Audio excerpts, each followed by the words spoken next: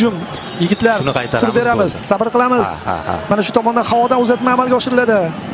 Kim birinchi? To'p uchun kurash. O'tkir!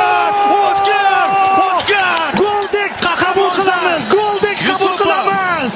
Yusupov. Bugun olib chiqding bu o'yinni. O'tkir ishchi.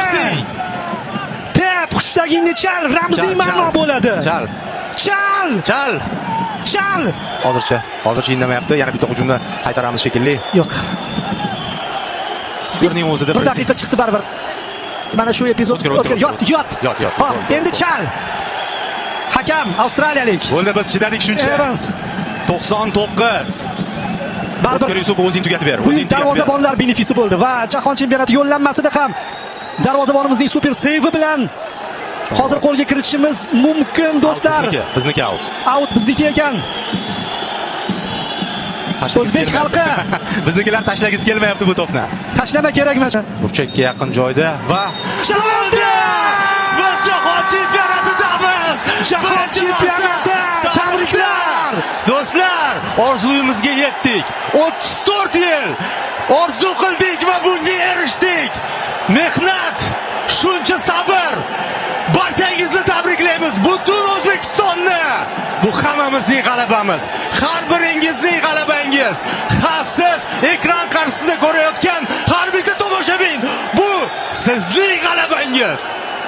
O'zbekiston isbotladi. Biz futbolda ham Osiyoda eng zo'rlardan birimiz. Ha, ramziy ma'noda O'tkir Yusupovni bizga ko'rsatishyapti. U bugungi uchrashuvning qahramoni. Seyv bilan ham o'yinni saqlab qolish mumkinligini, jahon chempionati yo'llanmasini qo'lga kiritish mumkinligini O'tkir Yusupov darvozabonimiz. Hamma bir paytlar heyt qilgan, hamma o'zicha nimadirlar gapirgan darvozabonimiz hozir ikkita penalti va uchrashuvning so'nggi daqiqalarida Abduvohid tabriklagani ketyapti. Qutqarib mundial ishtirokchisiga aylantirmoqda terma jamoamizni. Do'stlar, biz buni uddaladik. Hozir so'z topish ham qiyin. Bu tarixdagi eng yuksak g'alaba. Buning uchun qancha odam mehnat qilgan. O'zbekiston futbol assotsiatsiyasi, butun O'zbekiston harakat qildi. Davlat rahbari boshchiligida hammamiz maqsadga birgalikda erishdik. Boshdan aytib kelyapmiz, bugun hamma birlashdi. Bitta kuch bo'ldi va men dunyodagi eng baxtli sharhlovchiman, chunki bu efirni ustozim, hamkasbim Xayrulla Hamidov bilan o'tkazdim.